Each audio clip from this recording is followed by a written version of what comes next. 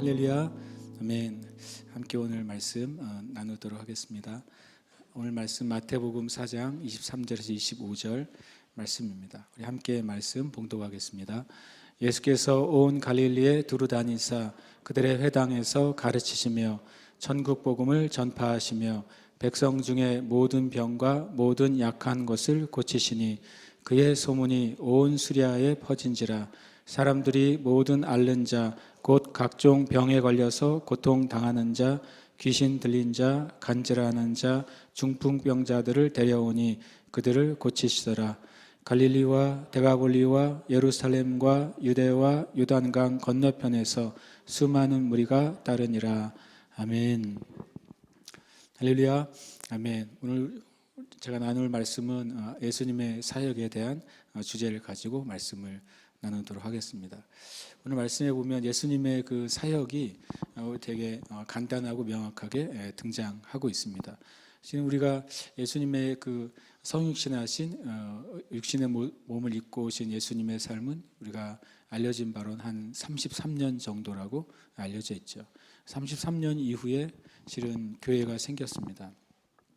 교회가 생긴 이후에 예수님은 겨우 3년을 사역하셨는데 3년의 그 결과로 온 열방 가운데 몸된 교회들이 생겼고 온 열방 가운데 구원받는 수많은 사람들이 생긴 것이죠. 그 주님의 그 3년의 사역의 결과로 수천, 수백만, 수천만, 지금 역사 가운데 수억의 사람들이 예수님을 믿고 영원히 구원을 받은 거예요. 바로 이 3년의 사역의 결과가 지난 2000년 이상 가운데 놀라운 역사가 임했죠. 그리고 주님이 오시기 전에 주님에 대한 그 메시지, 주님이 오실 것에 대한 약속의 말씀들의 결과로 구약의 또한 성도들은 구원을 받은 것이죠. 그러면 주님의 이 3년의 사역이 온 그 인류를 바꿔놨잖아요. 주님의 그 3년의 사역을 우리가 깨닫게 된다면, 주님이 사역하신 그 3년의 사역을 교회가 다시 되찾게 된다면 하나님의 그 놀라운 일은 다시 놀랍게 부릴 듯 일어날 줄 믿습니다. 근데 예수님의 사역이 마태복음 4장 23절에 굉장히 명확하고 또 단순하게 설명되어 있어요. 예수님께서 온 갈릴리에 두루 다니사 그들의 회당에서 가르치시며 천국 복음을 전파하시며 백성 중에 모든 병과 모든 약한 것을 고치시니라고 말씀하고 있습니다. 그러니까 이 예수님의 사역이 이 말씀 안에서는 가르치심과 선포하심과 고치심이라고 우리가 요약할 수 있는 것이죠. 주님은 말씀을 가르치는 사역을 제일 먼저 하셨어요. 그 다음에 선포하시는 사역을 하셨어요. 그 다음에 고치시는 사역을 하신 것이죠. 그래서 오늘 제가 이 세 가지 우리가 어떻게 보면 상식적으로 많이 알고 있는 세 가지 사역이죠. 그거를 티칭, 프리칭, 힐링이라고 해가지고 또 알려져 있기도 합니다. 예수님의 삼중 사역이라고도 알려져 있죠. 그래서 우리가 오늘 이 말씀을 좀 정리하면서 저와 여러분이 주님의 사역이 성경이 이렇게 말씀하셨고 그 결과로 온 열방이 바뀌었다면 주님이 지금도 이 땅의 교회 가운데서 이 사역을 하셔야 되는 것이죠. 이 땅에 있는 교회를 통해서 주님의 이 사역이 다시 회복돼야 되고 그리고 그 사역을 통해 또 이 땅에 있는 수많은 영혼들이 하나님께로 돌아와야 되는 것입니다. 오늘 저와 여러분 안에 주님의 이 사역이 회복되는 그런 첫날이 될 것을 축복합니다. 먼저 주님의 가르치심입니다. 예수께서 온 갈릴리에 두루 다니사 그들의 회당에서 가르치셨다라고 말씀하고 있어요. 주님이 가르치셨다라고 말씀하셨습니다. 그러면 무엇을 가르치셨을까요? 말씀을요. 그러면 답이죠. 그냥 답인데 어떤 말씀을 가르치셨을까 하는 것이죠. 근데 그 힌트가 그들의 회당에서라고 말씀하신 힌트가 있는 것이죠. 주님이 회당에 갔을 때 사람들이 아무도 없다면 가르칠 수 있는 대상이 없는 거잖아요. 그러면 유대인들이 회당에서 다 함께 모이는 날이 있습니까? 있죠. 언제입니까? 바로 안식일이죠. 매 안식일마다 유대인 남자들은 최소한 모여야 돼요. 그리고 또 여자들도 모일 수 있었죠. 안식일 날 회당에서 그들은 매주 모였던 것이죠. 모여서 무엇을 했습니까? 모여서 토라를 낭독하고 토라를 들었어요. 전문 낭독자들이 있었습니다. 요한계시록 1장에 보면 이 예언의 말씀을 읽는 자들, 듣는 자들, 그 가운데 기록한 것을 지키는 자들에게 복이 있다고 그랬죠. 왜냐하면 주님의 때가 가깝기 때문에. 근데 거기에 읽는 자들을 우리는 개인적으로 말씀을 읽는 거라고 생각하는데요. 원래 원어에는 뭐라고 되어 있냐면 주님의 말씀을 공개적으로 읽는 자라고 표현되어 있습니다. 퍼블릭이에요. 퍼블릭, 공개적으로. 그게 뭡니까? 바로 회당에서 토라를 읽는 것을 예로 드는 것이죠. 매번 이제 안식일이 되면 그 주 분량의 토라 포션이라고 그러죠. 모세오경의 그 토라를 52주로 나눠서 매 분량을 이제 안식일에 낭독하게 되어 있습니다. 낭독을 한 이후에 처음엔 낭독만 했다가 나중에는 이제 서기관이나 바리새인들이 낭독한 그 토라의 내용을 설명해주고 가르치는 일들이 이제 회당 가운데서 이루어진 것이죠. 그래서 이제 전문 낭독자도 생기고 전문적으로 성경을 해석하는 사람들도 생기고, 그래서 말라기 이후에 그런 일이 생겼습니다. 근데 언제 이 토라 포션이 토라인 율법과 그 다음에 이 선지서들을 이제 52주로 나눠서 그걸 읽게 했느냐? 그것을 한 사람이 에스라라고 알려져 있습니다. 이스라엘 백성들이 율법을 잃어버렸죠. 율법을 지키지 않았어요. 실제로 모세 때 6월절에 절기가 선포가 됐지만 이스라엘 역사 수백 년간 6월절을 제대로 지킨 적이 성경적으로 두세 번밖에 없어요. 그 정도로 유대인들이, 과거의 구약의 유대인들이 말씀대로 살지 않았어요. 우리가 보면 그 모세오경을 보면 이 말씀대로 다 지켰을 것 같잖아요. 그렇게 지켰던 적이 별로 없습니다. 놀랍게도. 그래서 그 결과로 멸망을 한 것이죠. 그래서 에스라가 이스라엘을 회복할 때 뭘 회복했냐면 말씀을 회복했어요. 그가 율법학자였고, 성경에 보면 그가 율법학자였고 율법을 연구하기로 결심했고 율법대로 행하기로 결심했고 율법대로 가르치기로 결심했다고 성경은 말씀하고 있어요. 그래서 그 이후에 성경의 이제 에스라서에는 토라 포션이라는 것에 대해 나오지 않지만 그 이후에 유대인들의 그 기록에 의하면, 전승에 의하면 에스라가 이제 율법을 잃어버린 백성들에게 매번 안식일에 모일 때마다 율법을 기억하도록 1년 동안의, 쉽게 말하면 이제 스케줄을 만들어 놓은 것이죠. 예수님이 오셨을 때도 이미 유대인들은 400년 이상 그 토라 포션을 해왔던 것입니다. 그런데 문제는 그 율법의 말씀은 진리임에도 불구하고 그것을 이제 전달해 주는 서기관과 바리새인들이 자기의 전통을 따라서 자기의 뜻대로 성경을 해석해서 가르치기 시작한 거예요. 하나님이 본래 말씀해 주신 목적과 의도대로 그들이 가르치지 않았고 자신들의 유익과 목적을 따라서 말씀을 가르치기 시작한 것이죠. 그러니까 수백 년간 잘못된 가르침으로 단단해져 있는 사람들이 바로 예수님 시대 유대인들이었던 거예요. 특별히 예수님은 마치 그 호랑이를 잡으러 호랑이굴에 들어가시듯이 회당에서 바로 그 토라 포션에 읽혀지는 말씀들을 가지고 주님은 진리를 선포하신 것이죠.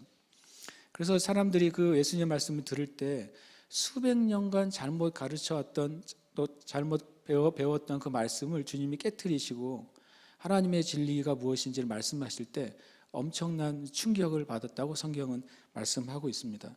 마태복음 7장 28절 29절에 보면 예수께서 이 말씀을 마치심에 무리들이 그의 가르치심에 놀라니 이는 그 가르치시는 것이 권위 있는 자와 같고 그들의 서기관들과 같지 아니함일러라.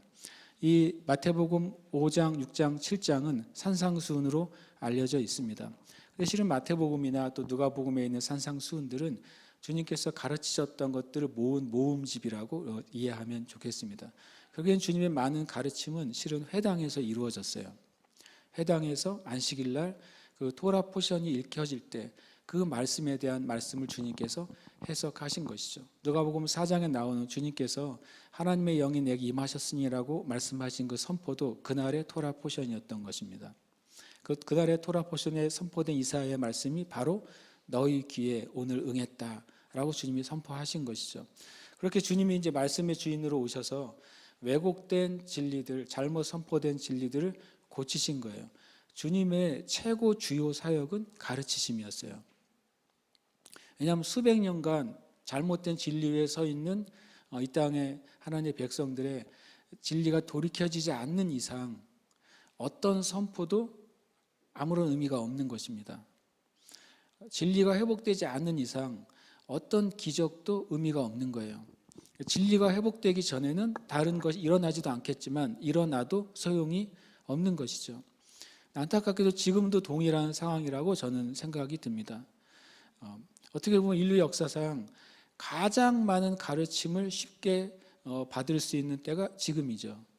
유튜브를 열면 다른 쓸데없는 것도 가득하지만 또 말씀을 들으려고 작정을 한다면 365일 틀어놔도 똑같은 말씀이 아니라 매번 다른 말씀을 들어도 넘칠 정도로 수많은 메시지가 인터넷 가운데서 올려져 있는 걸 우리가 압니다.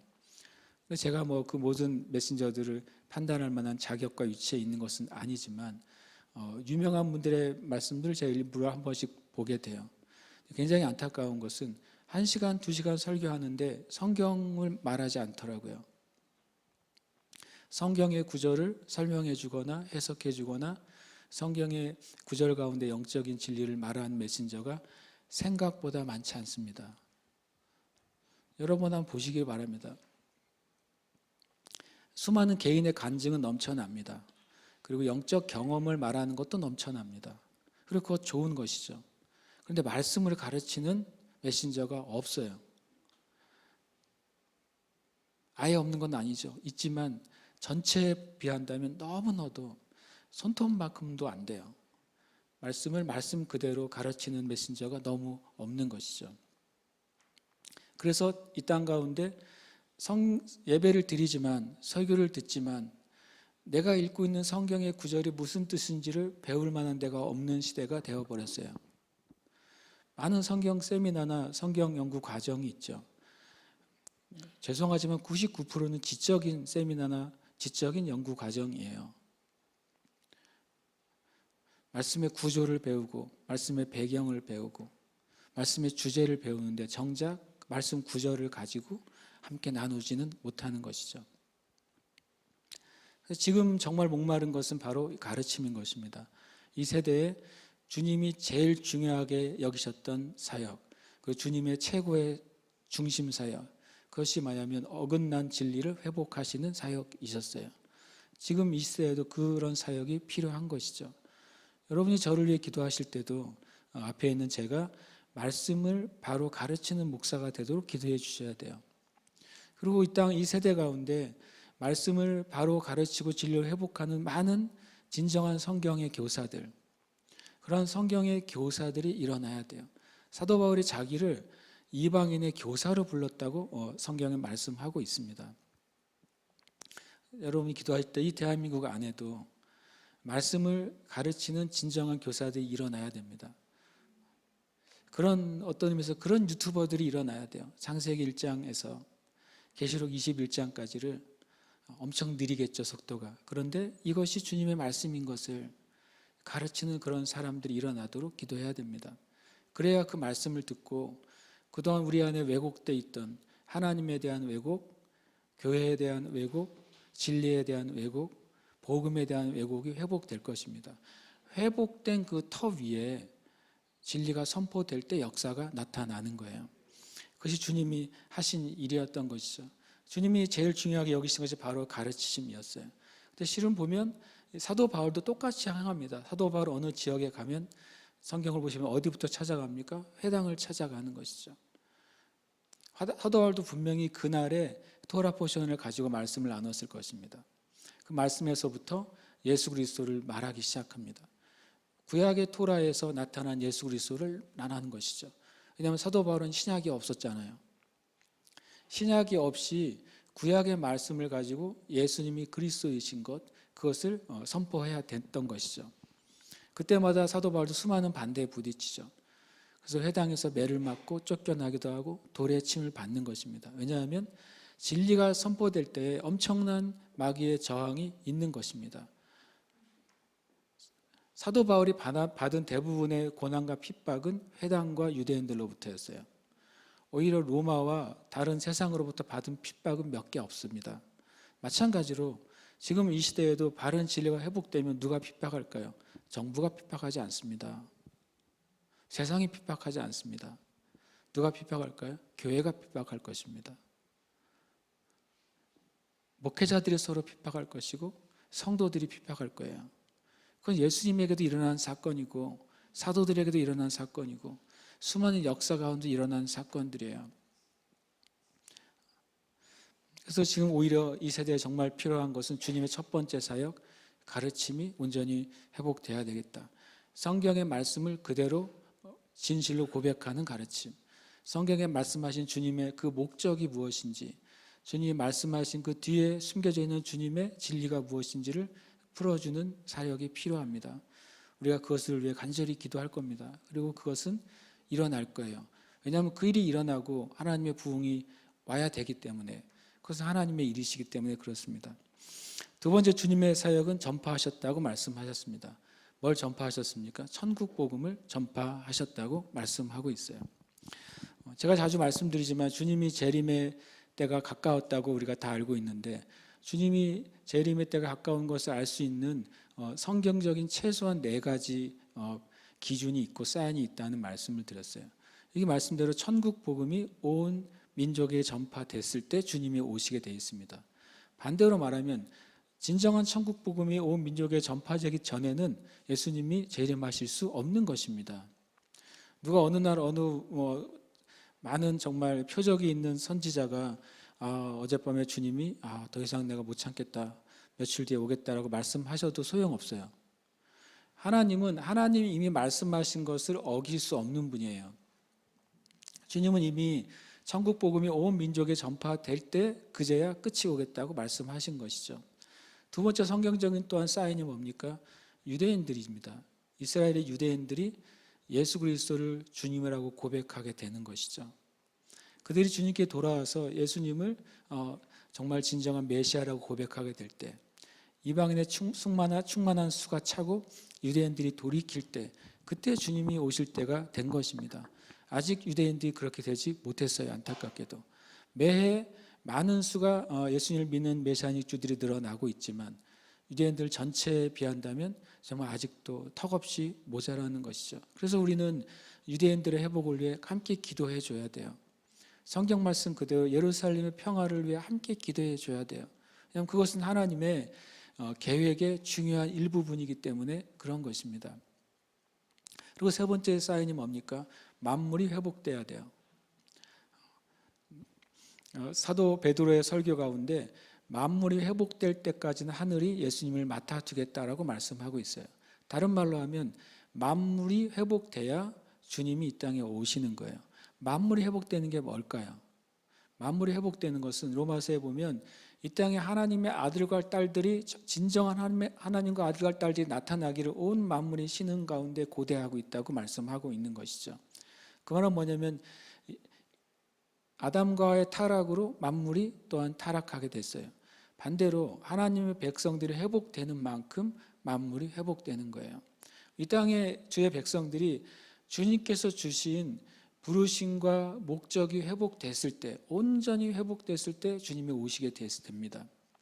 주님이 망가진 세상에 오시는 분이 아니에요.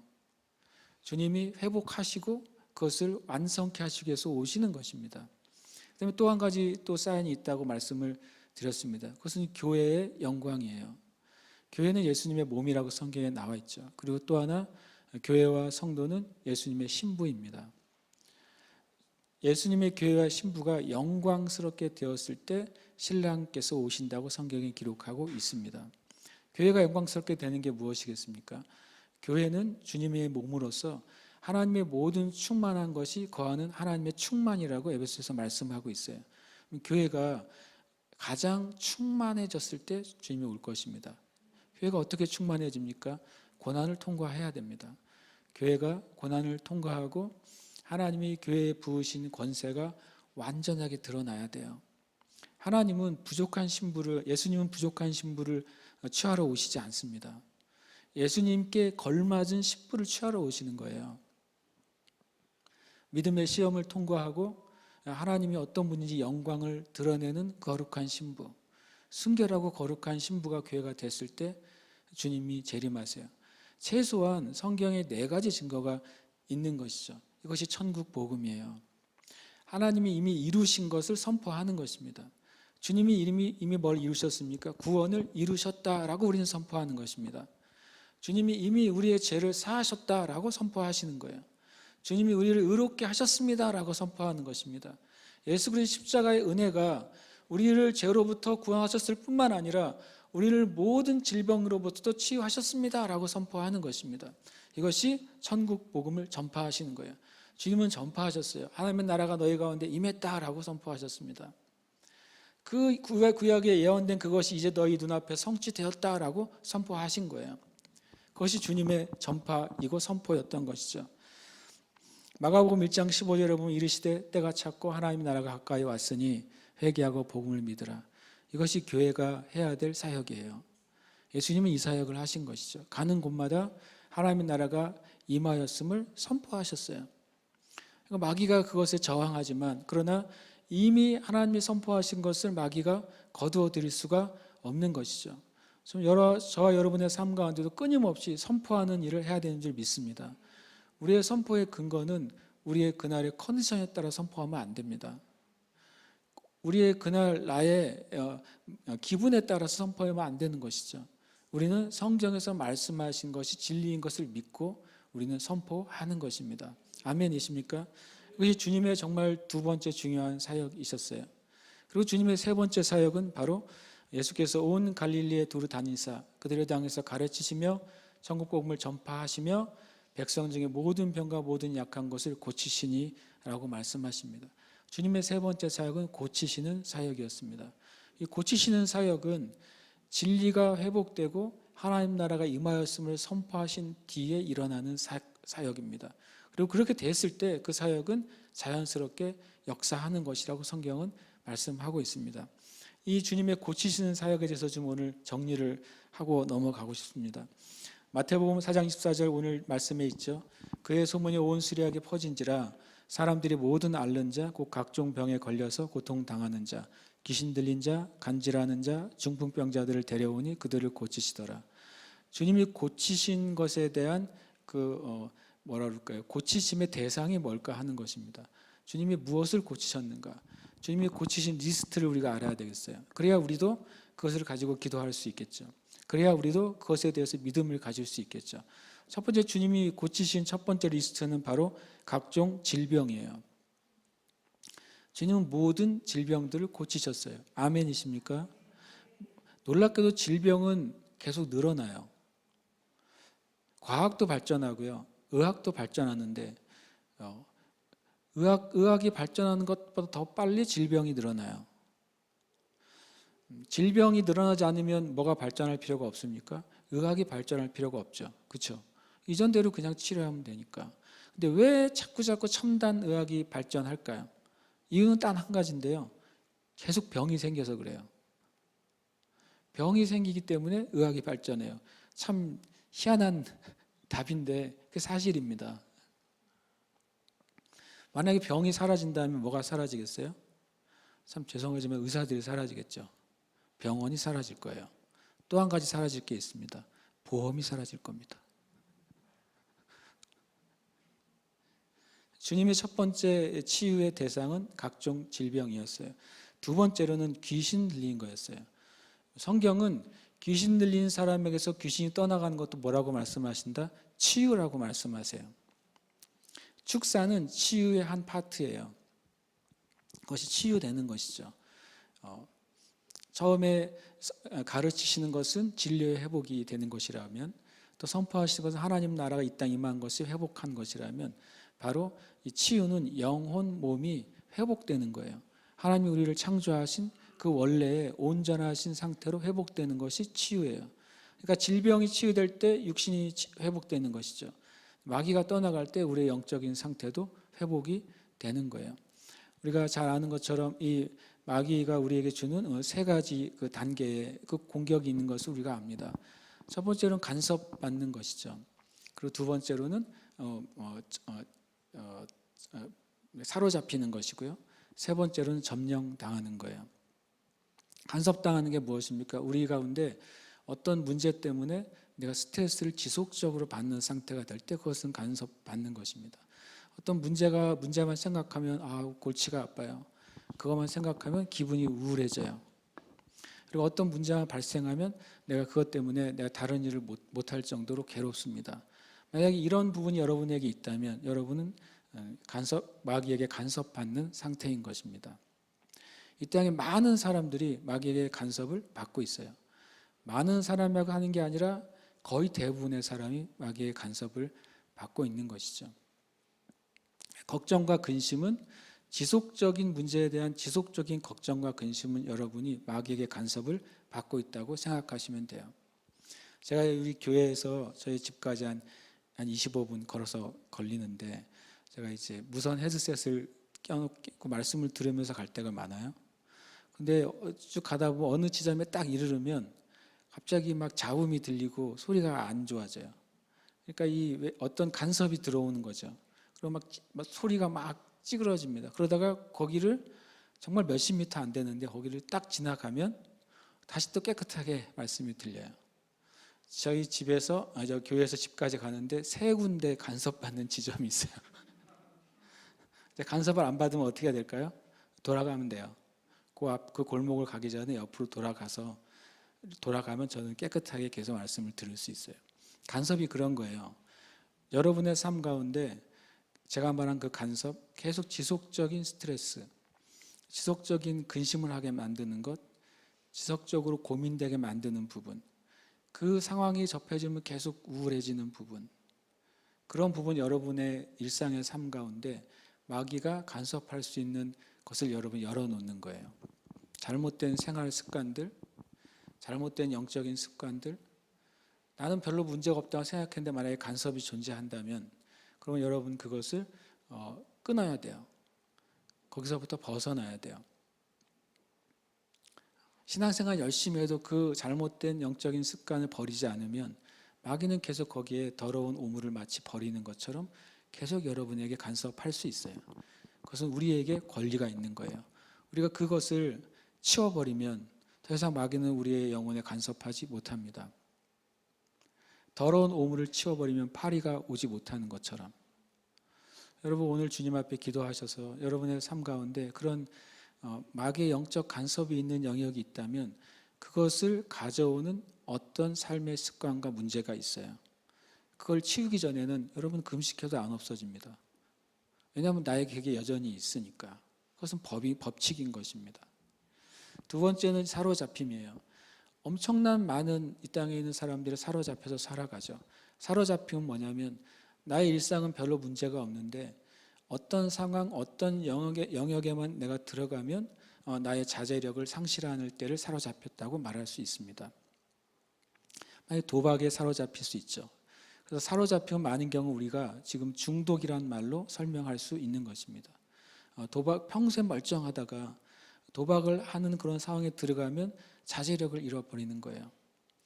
또 술에 사로잡힌 사람도 있습니다. 평소에 멀쩡하다가 딱 술 한 잔만 딱 들어가면 그 사람이 자제력을 확 잃어버리고 마치 다른 사람이 되어버려요. 저는 그런 사람들을 굉장히 많이 만나고 살아왔어요. 저는 술을 안 마시는데 주변에 그런 사람들이 꽤 많이 있었거든요. 진짜 술 한 잔만 마시면 다른 캐릭터가 되는 사람들을 만난 적이 있어요. 그것은 사로잡힌 것입니다. 그 인격의 한 부분이 마귀가 그를 사로잡는 것이죠. 요즘 우리 세대들은 스마트폰을 켜서 게임을 오픈하는 순간 사로잡히죠. 세상과 나는 관계없고 오직 게임만 보여도 다 이렇게 되는 것이죠. 차가 지나다녀도 상관없이 게임을 하면서 걷잖아요. 되게 두렵고 무서운 것이죠. 사고가 무서운 게 아니라 그 순간에 자신이 마귀에게 사로잡혔다는 사실 자체를 모르는 거예요. 이 세대가요. 많은 우리의 청년과 청소년들이 사로잡혀 있어요. 실제로 사로잡혀 있는 것이죠. 수많은 사로잡힘이 있습니다. 성 중독도 있고요. 그리고 어떤 엔터테인이나 영화나 애니메이션이나 그런 데 사로잡혀 있는 수많은 세대가 있는 거예요. 지금. 여러분 이것은 분명히 마귀에게 사로잡힌 거예요. 내 삶의 한 파트가 사로잡혀 있어요. 유튜브만 열면 똑같이 세상과 나는 관계없고 유튜브만 보여서 정신을 차리고 나면 한 3시간 지나가는 것이죠. 그것이 사로잡힘이라는 사실을 일단 알아야 돼요. 마귀가 내 인생의 이 부분, 이 시간을 마귀가 주장하고 있구나. 내가 내 자아와 거듭난 내 영이 이것을 다스리지 못하고 있구나 한다면 여러분 회개하셔야 돼요. 사로잡힌 것 나오려면 회개하고 우리가 예수님의 이름으로 그것을 끊어야 되는 것입니다. 그것이 바로 마지막에 이제 귀신 들림 안에 있는 점령 당함이 있죠. 그것은 거라사 광인과 같은 경우입니다. 자신의 인격 자체가 완전히 마귀에게 점령당해서 자기가 원하는 것을 하지 못하는 상태에 이르는 것이죠. 요즘 말하는 사이코패스나 소시오패스 같은 경우가 되는 것입니다. 마귀는 이렇게 우리의 삶을 도둑질하고 죽이고 멸망시키려고 온다고 성경은 말씀하십니다. 근데 그것으로부터 회복되는 것도 무엇으로 가능하다? 예수님께서 그것을 치유하셨다고 말씀하세요. 그래서 마귀의 일은 치유될 수 있습니다. 아멘이십니까? 치유의 한 분야인 것이죠. 그 다음에 간질하는 자라고 나옵니다. 간질은 뭘 의미할까요? 간질은 바로 선천적인 장애나 질병을 말하는 것입니다. 태어날 때부터 가지고 온 유전적인 것이죠. 의학적으로는 유전적이라고 말하고 병력이라고 말하지만 성경은 그것은 치유받아야 될 일을 하고 말하는 것입니다. 그리고 성경은 그것을 이 땅 가운데 흐르는 저주의 일부분이라고 말씀하는 거예요. 저주라고 표현하니까 별로 기분 나쁠지 모르겠지만 저주는 저주죠. 정직하게 말하면. 대대로 만약에 같은 질병이 흘러내려온다면 그것이 행복은 아니잖아요. 그게 축복은 아니잖아요. 그건 분명히 저주인 것이 맞습니다. 그럼 그걸 저주라고 정직하게 알고 주님 앞에 주님이 그것을 제거하시고 치유하시는 것을 알기 때문에 주님께 나가면 되는 것이죠. 바로 이 간질은 태어날 때부터 가지고 있는 선천적인 육적, 정신적 문제인 것이죠.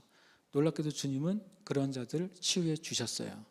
주님의 치유 목록에 그것이 들어가 있는 것입니다. 주님의 치유의 목록에 선천적인 것이 회복되는 것이 있는 것을 찬양합니다. 그 다음에 중풍병자가 있습니다. 중풍병자는 뭡니까?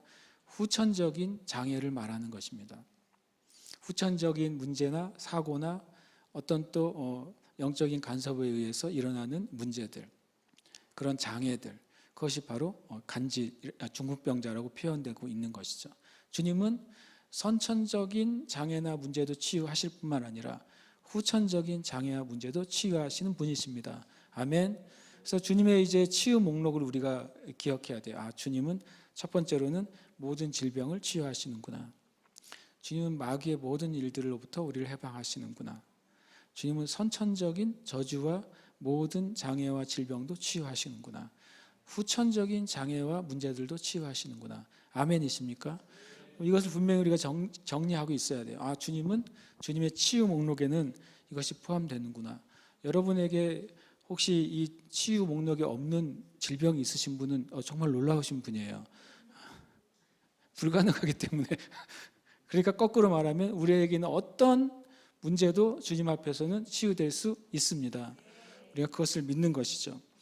치유에 대한 또 두 번째 성경의 진리는 뭐냐면 하나님이 나사렛 예수에게 성령과 능력을 기름 붓듯 하셨음에 그가 두루 다니시며 선한 일을 행하시고 마귀에게 눌린 모든 사람을 고치셨으니 이는 하나님이 함께 하셨습니다. 이 굉장히 중요한 진리인데 잘 기억하시기 바랍니다. 예수님은 치유의 능력이 없으셨어요. 이게 비밀인데요. 예수님은 치유의 능력이 없으셨습니다. 제가 이단되면 안 되겠죠. 실제로 없으셨어요. 만약에 예수님이 치유의 능력이 있으셨다면 하나님은 예수님에게 성령의 능력을 주시지 않았습니다. 제가 하려고 하는 말의 의도를 아십니까? 예수님은 빌립보서와 골로새에 의하면 하늘의 모든 영광을 포기하셨다고 말씀하세요. 주님이 성육신 하실 때 하나님의 지위도 포기하셨고 하나님의 본질도 포기하셨고 하나님의 능력도 포기하셨어요. 주님은 완전히 제로가 되신 거예요. 그리고 완전히 우리와 똑같은 몸으로 오셨어요. 성육신하신 예수님에게는 조금의 능력도 없습니다. 그래서 하나님이 성육신하신 예수님에게 성령과 능력을 기름 붓듯 하신 거예요. 주님이 기름 부어 주셨기 때문에 예수님은 하나님의 능력으로 충만해지셨고 그 능력으로 마귀를 쫓으시고 죽은 자를 살리시고 병자들을 치유하신 것입니다. 아멘이십니까? 이게 복음이에요. 왜 복음인지 아십니까? 주님이 왜 이렇게 하셨을까요? 우리 때문에요. 우리도 똑같이 성령의 능력으로 기름 부어질 때 우리도 치유자가 될 것을 가르쳐 주시기 위해서 그렇게 하신 거예요. 치유에 대한 중요한 진리는 예수님 자체는 치유의 능력이 없었다는 사실이 중요한 복음이에요. 하나님이 예수님에게 성령의 기름 붓하셨을 때 성령의 능력이 예수님을 통해서 흘러간 것입니다. 신약의 성도들은 거듭날 때 성령님이 임하십니다. 성령의 세례를 받을 때 성령의 권능이 그에게 임합니다.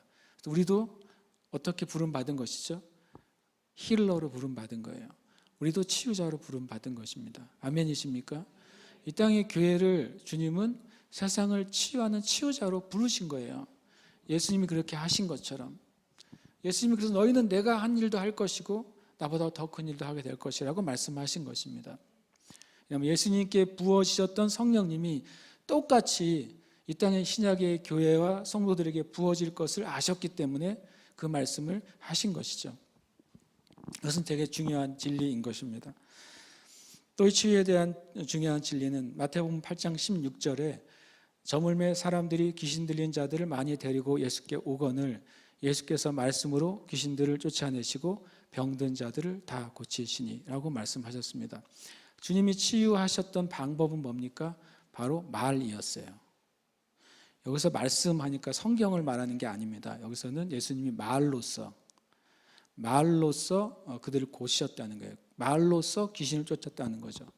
주님이 말로써 귀먹게 하고 눈멀게 하는 귀신아 나가라 라고 말씀하신 거예요. 말로써 이 질병은 떠나가라 라고 말씀하신 것이죠. 그럴 때 그 치유가 일어났습니다. 예수님의 말은 뭡니까? 영이요 생명이 진리예요. 이 땅의 교회도 무엇으로 치유해야 됩니까? 진리의 말씀으로 치유해야 되는 것이죠. 진리의 말씀을 믿는 또 믿음의 고백과 선포로 치유해야 되는 거예요. 안찰해서 치유하는 거 아닙니다. 이상한 방법을 동원해서 치유하는 게 아니에요. 물론 예수님께서도 아주 소수의 경우에 침을 진에게 발라서 눈에 바르고 고치게 하셨어요.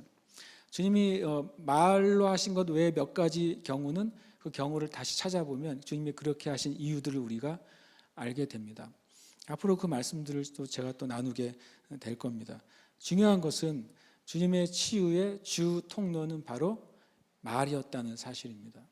우리의 말이 치유하는 능력이 있습니다. 우리의 말과 고백이 내 자신을 치유합니다. 우리의 말과 고백이 우리의 가족들을 치유합니다. 우리의 말과 고백이 수많은 영혼들을 치유합니다. 그것이 성경에서 말씀하시는 진리인 거예요. 그것이 예수님의 사역의 방법이었어요. 교회는 예수님을 믿는 존재죠. 그런데 교회가 예수님이 하지 않는 방법을 사용한다면 그것은 교회가 주님의 제자가 아닌 것입니다.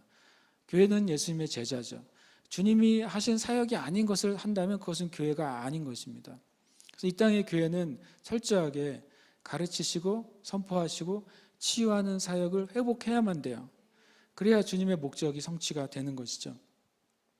마태복음 9장 35절에 예수께서 모든 도시와 마을에 두루 다니사 그들의 회당에서 가르치시며 천국 복음을 전파하시며 모든 병과 모든 약한 것을 고치시니라.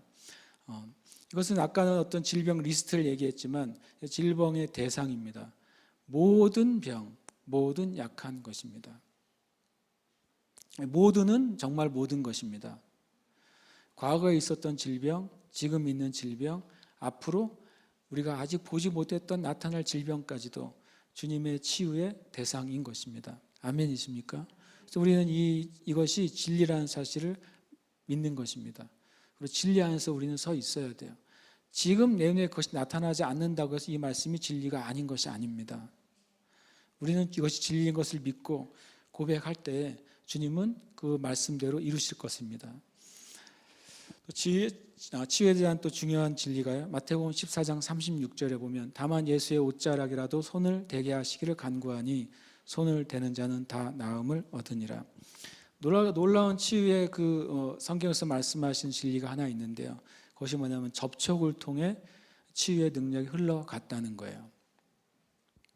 주님이 말로도 치유하셨지만 주님과 접촉될 때 마치 전기가 흘러가듯이, 마치 어떤 물질이 이쪽 다른 방향으로 흘러가듯이 치유의 능력이 전달되는 일이 성경에 있었다고 말씀하시는 것이죠. 손을 대는 자는 다 나음을 얻었습니다. 또 반대로 예수님의 손을 대는 자도 나음을 얻었지만 예수님에게 와서 예수님을 잡는 자에게도 치유가 임했어요. 혈루병 걸린 여인이 믿음으로 예수님 옷자락을 잡을 때 주님이 이렇게 말씀하셨죠. 나로부터 뭐가요? 능력이 흘러나간 것을 내가 알았다고 말씀하셨어요. 그러니까 치유는요, 그냥 알쏭달쏭한 게 아니라는 거예요. 확실하다는 것입니다. 치유의 능력이 예수님에게 있다가 그것이 흘러가는 걸 주님이 느끼셨어요. 수많은 사람들이 예수님을 붙잡았지만 딱 한 경우에만 능력이 흘러갔던 것이죠. 바로 믿음으로 고백하고 믿음으로 행하고 믿음으로 가서 받았던 그 여인만 그 주님의 능력을 흘러나오게 한 것입니다. 이것이 굉장히 중요한 진리예요. 치유는 실제적인 능력이다. 마치 우리 보이는 세계에 물질이 있는 것처럼 하나님의 나라의 치유의 능력은 존재하는 것이죠. 그것이 그 하나님의 치유의 능력이 이 땅의 교회와 믿음과 진리를 가지고 있는 하나님의 성도들 안으로 들어가고 그것이 병든 자에게 흘러가도록 주님이 하신다고 성경은 말씀하시는 거예요. 또 한 가지 경우에 이렇게 말씀하고 있습니다. 누가복음 6장 19절은 더 놀라운 이야기를 하고 있습니다. 온 무리가 예수를 만지려고 힘쓰니 이는 능력이 예수께로부터 나와서 모든 사람을 낫게 하심이라. 그것은 능력이 이제는 그냥 능력의 치유가 임한 것이죠. 그 안에 있는 모든 사람들이 치유의 권능이 풀어진 그 영역 안에 있는 사람이 다 치유가 돼버린 거예요. 그래서 치유에 있어서 말씀의 치유가 있었고 또 터치의 치유가 있었고 그리고 하나님의 능력이 임해서 그곳에 있는 사람 전체적인 치유가 임했던 것이죠. 요즘 제가 가끔 얘기하는 뭐라고 하죠? 치유의 거장들 시리즈가 있다고 말씀드렸죠. 요즘 3가지 시리즈를 계속 보는데요. 하나는 종교개혁의 거장들, 두 번째로는 부흥의 거장들, 세 번째로는 치유의 거장들이라는 책이 있어요. 그 책을 이제 어떤 미국의 기독교 역사가이신 목사님이 그것을 정리한 것이죠. 그들의 삶을요. 그 중에 치유의 거장들을 보면 정말로 마치 정말 진정한 영웅들이 등장하는 것 같은 정말 책이에요. 근데 그 중에 한 이제 어떤 유명한 말로만 들면 알만한 그 치유자가 이제 치유 집회 때 사람들이 이제 집회가 시작되기 전에 막 찬양을 해요. 찬양하고 기도하고 있는데 그 메신저가 저쪽 입구로부터 들어오는 거죠. 단상까지 걸어오는 동안에 그 영역에 있는 사람이 수백 명이 다 치유된 기록이 있어요. 아직 설교를 하지도 않았고 치유를 위한 기도도 하지도 않았어요. 다만 그가 찬양하고 기도하고 있는 회중 안에 걸어 들어오는 동안에 그 걸어 들어오는 쪽에 있었던 사람들이 다 치유가 일어난 것이죠. 하나님은 지금도 이 능력의 치유를 일으키십니다. 하나님 지금도 그 일을 행하시기를 원하세요. 그런데 교회 안에 진리가 회복되지 않으면 그 일이 일어날 수가 없는 것입니다. 교회 안에 참된 믿음의 고백과 선포가 있지 않으면 이 일이 일어날 수가 없는 거예요. 주님이 가르치셨고 선포하신 것 위에서 치유하셨습니다. 우리 안에도 그 치유가 일어날 것입니다. 우리는 그것을 위해 구하고 또 이 땅 가운데 그것이 회복될 줄 믿습니다. 마가복음 1장 38절 39절 이렇게 말씀하십니다. 중요한 치유에 대한 진리인데요. 이 시대에 우리가 다른 가까운 마을들로 가자. 거기서도 전도하리니 내가 이를 위하여 왔노라. 주님이 전도를 위해서 오셨다고 그래요. 자신의 하나님께 받은 사명을. 이에 온 갈릴리에 다니시며 그들의 여러 회당에서 전도하시고 또 귀신들을 내쫓으시니라. 치유는 전도와 함께 따라옵니다. 현대 교회에 치유가 왜 사라졌을까요? 아주 그냥 심플한 말로 하면 현대 교회에 전도 집회가 사라졌기 때문이에요. 복음을 전하는 집회가 사라졌어요. 복음 전도자들이 사라졌어요. 복음을 순수하게 전하고 그 복음의 근거에서 하나님의 능력을 선포하는 메신저들이 사라졌어요. 그런 메신저들은 굉장히 무식해 보이거든요. 깊은 철학적인 진리나 깊은 묵상을 나누는 메신저들이 요즘 주류를 이루고 있거든요.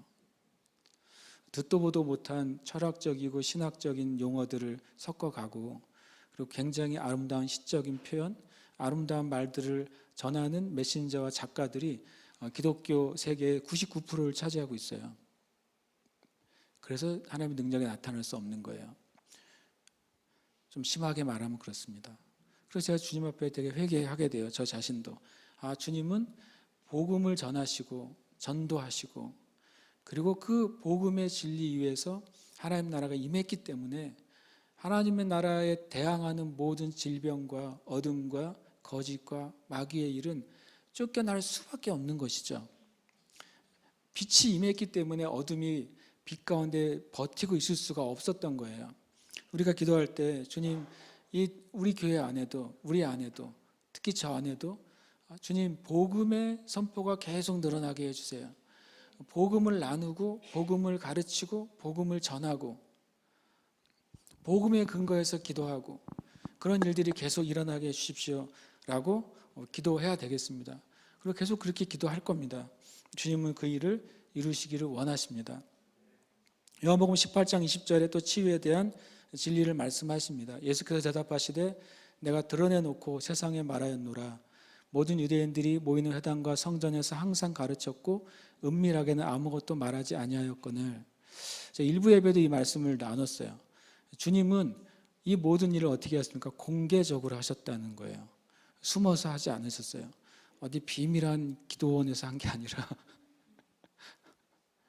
사람들이 모이는 공식적인 모임, 공식적인 예배, 공개적인 자리에서 말씀을 가르치셨고 또 선포하셨고 하나님의 역사를 나타내신 것이죠.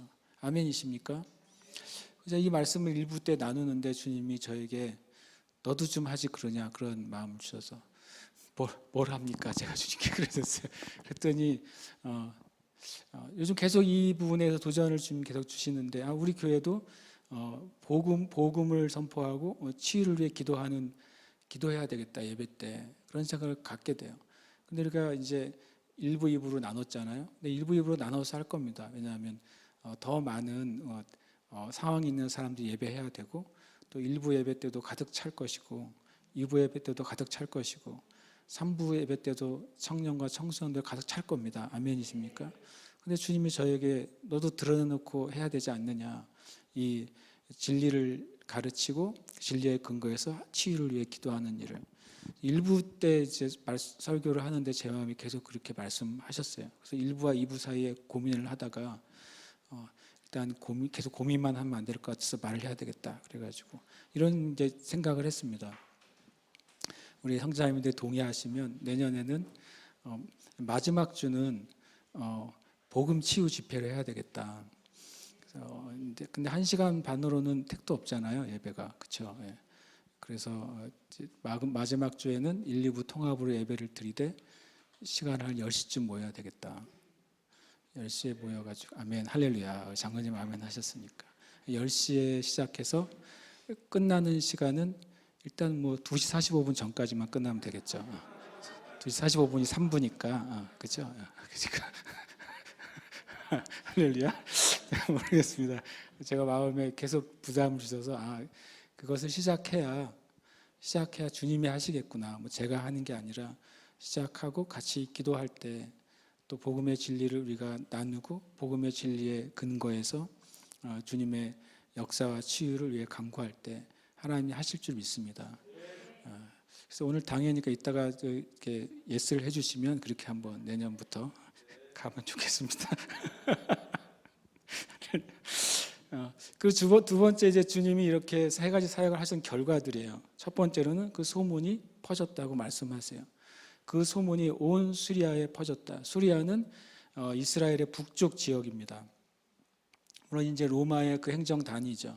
수리아 북쪽 지역. 지금 현대로 한다면 이스라엘의 북쪽 지역과 레바논과 그 다음에 또 어딥니까?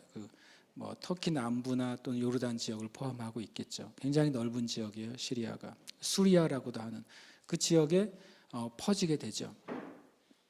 그러니까 사람들이 그 소문을 듣고 복음이 가르쳐지고 하나님 나라가 선포되고 하나님의 역사가 나타나는 소문을 듣고 사람들을 데려오기 시작했어요. 마지막 때의 부흥은 이렇게 일어날 겁니다. 주님의 첫 사역처럼 마지막 때가 일어날 거예요. 왜냐하면 주님은 알파와 오메가이시기 때문에 그렇습니다. 마지막 때는 주님이 하신 일이 회복될 거예요. 주님이 하시지 않는 일이 회복되는 게 아니라 주님이 처음 시작하신 일이 알파와 오메가이신 예수님에서 마지막 때 다시 회복될 겁니다. 그 일은 뭐냐면 주님의 역사가 나타나고, 그리고 그 역사가 나타난 빛과 영광이 임한 곳들로 하나님은 영혼들을 모으실 것입니다. 그것이 바로 주님의 사역의 첫 번째 결과입니다. 두 번째 결과는 그 소문이 이제 더 퍼지는데요. 퍼져서 갈릴리, 데가볼리, 예루살렘, 유대, 요단강 건너편, 쉽게 말하면 이스라엘 전 지역으로부터 사람들이 와서 몰려올 뿐만 아니라 그들이 뭐가 되냐면 주님을 따르는 자들이 되었다고 성경은 말씀하시는 거죠. 그냥 어떤 이례적인 그런 사건이 아니라 이제 그들이 주님을 따르는 제자로서 모이기 시작했다는 것입니다. 물론 이 마태복음 4장 25절에 주님을 따랐던 수많은 무리는 주님을 십자가에 못 박으라고 외치기도 합니다. 그러나 다시 사도행전에 주님의 성령이 임한 다음에 주님을 따랐다가 주님을 배신했던 사람들이 다시 이제는 성령의 세례로 말미암아 교회를 형성하게 되는 것이죠. 다시 그들이 회복되고 주님의 제자가 되고 온 열방에 복음을 전하는 하나님의 사람들이 되는 것이죠. 주님의 사역이 임했을 때 그 다음에 하나님이 부흥을 주실 것이고 그 가운데 하나님의 교회와 제자들을 일으키실 것입니다. 아멘이십니까? 우리가 함께 이 시간 기도하고 싶습니다. 우리가 기도할 때 이 말씀 우리가 먼저 다 함께 읽고 좀 기도했으면 좋겠습니다. 함께 마가복음 16장 15절에 20절 함께 읽겠습니다. 시작.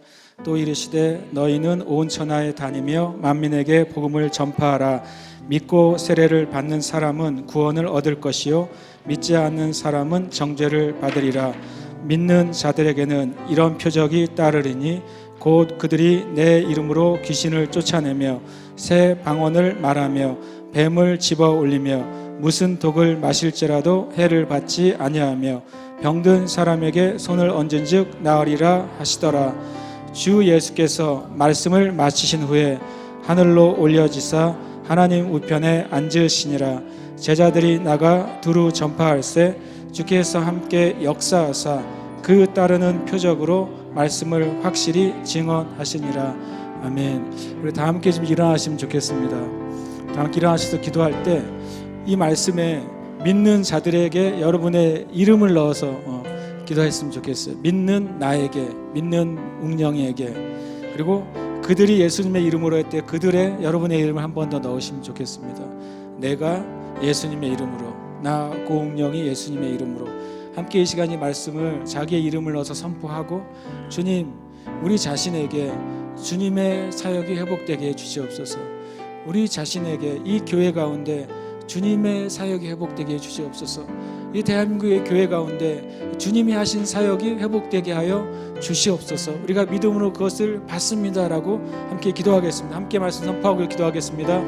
믿는 웅령에게는 이런 표적이 따르니 곧 웅령이가 예수님의 이름으로 귀신을 쫓아내며 새 방언을 말하며 뱀을 집어 올리며 무슨 독을 마실지라도 해를 받지 아니하며 병든 사람에게 손을 얹은즉 나으리라.